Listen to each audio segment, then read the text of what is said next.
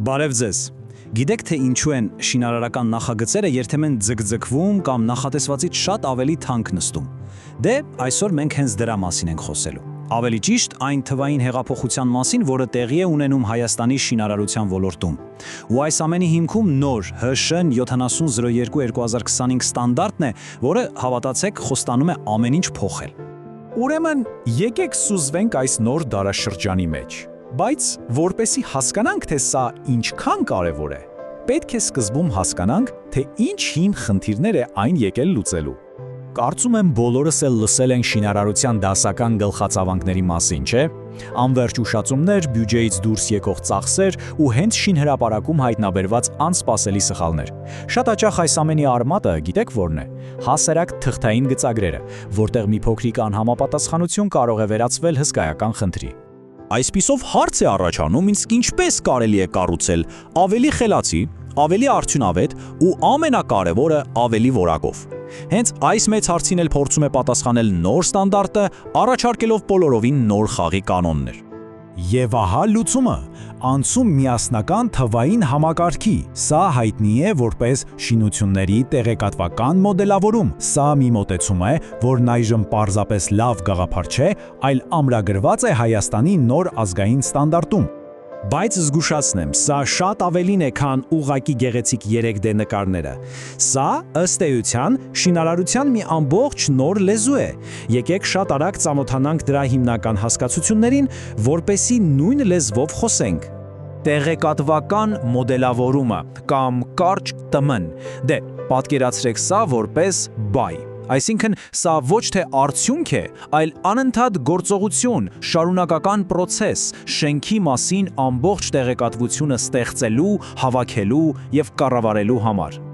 Լավ, իսկ եթե ՏՄ-ն բայ էր, ապա թվային տեղեկատվական մոդելը ԹՏՄ-ն դառնում է գոյականը։ Սա հենց ինքը շենքի թվային կրկնօրինակն է, մի ֆայլ, որը պարունակում է բացարձակապես ամեն ինչ, պատի հաստությունից մինչև օդափոխության համակարգի խողովակի տրամագրիցը։ Հիմա այն ամենահետաքրքիր մասերից մեկը՝ բախումների հայտնաբերումը։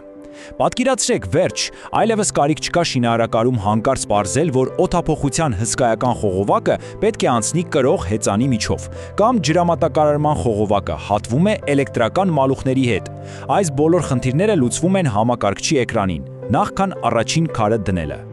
Իսկ ինչ է դետալիզացիայի մշակման մակարդակը կամ ԴՄՄ-ն։ Թող անունը ձեզ չվախեցնի, շատ պարզ բան է։ Սա ուղղակի մի կանոն է, որն ասում է, թե նախագծի ամեն փուլում որքան մանրամասն պետք է լինի մոդելի յուրաքանչյուր տարը։ Ասենք սկզբում դուռը կարող է լինել պարզ ուղղանկյուն, իսկ վերջում արդեն կոնկրետ արտադրողի մոդել, իր բոլոր տեխնիկական բնութագրերով։ Լավ, տերմիները հասկացանք, բայց վճռորոշ կետն այն է, թե այս ամենը գործնականում ինչպես է կիրառվում։ Դե ստանդարտը յուրաքանչյուր նախագծի համար սահմանում է շատ հստակ ու համընդհանուր 4 փուլանոց մեթոդաբանություն։ Այս 4 փուլերը փաստացի նախագծի ողնաշարն են, ամեն ինչ շատ տրամաբանական է։ Սկզբում սահմանում ենք նպատակները, հետո մշակում ենք գործընթացները, հետո որոշում ենք թիմերն իրար հետ ինչպես են տվյալներ փոխանակելու ու վերջում արդեն պլանավորում ենք ռեսուրսներն ու որակի վերահսկողությունը։ Սա շատ հստակ ճանապարհային քարտեզ է ցանկացած նախագծի համար։ Իհարկե, այս նոր գործընթացը սահմանում է նաև նոր դերեր ու պարտականություններ, որպեսզի ամեն ինչ սահուն ընթանա։ Եկեք հասկանանք, թե ովքեր են գլխավոր դերակատարները այս բեմում։ Գործընթացում կան երկու առանցքային կողմեր։ Մի կողմից տեխնիկական պատվիրատուն է, որն ասում է, թե ինչ է ուզում ստանալ թվային մոդելից։ Մյուս կողմից կատարող թիմը, ճարտարապետները, ինժեներները, որոնք որոշում են, թե ինչպես կարելի է դրան հասնել։ Բայց այս ամբողջ համակարգում կա մի շատ կարևոր, կարելի է ասել վճռորոշ դեր՝ ՏՄ գործընթացի ղեկավարը։ Պատկերացրեք, նա ամբողջ թվային նվագախմբի դիրիժորն է։ Նա է ապահովում, որ բոլոր մասնագետների աշխատանքը ներդաշնակ լինի ու համակարգված։ Լավ, ունենք նոր գործընթաց, նոր դերեր, բայց ի վերջո որոնք են իրական շոշափելի օգուտները։ Ինչու է Հայաստանը գնում այս մեծ փոփոխությանը։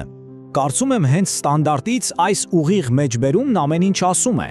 Գլխավոր նպատակը շատ պարզ է՝ կառուցել ավելի որակով եւ կանխել սխալները նախքան դրանք կառաջանան։